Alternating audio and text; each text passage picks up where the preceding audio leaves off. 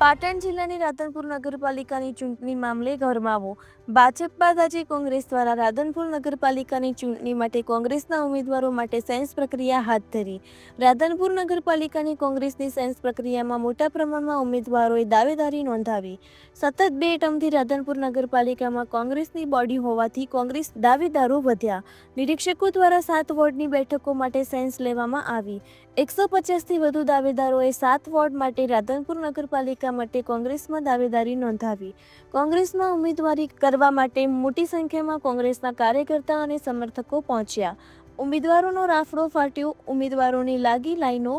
રાધનપુર નગરપાલિકા લડવા માટે નગરપાલિકાની અંદર ચૂંટણીને લઈને ભાજપ અને કોંગ્રેસની થઈ શકે છે સામે ટક્કર.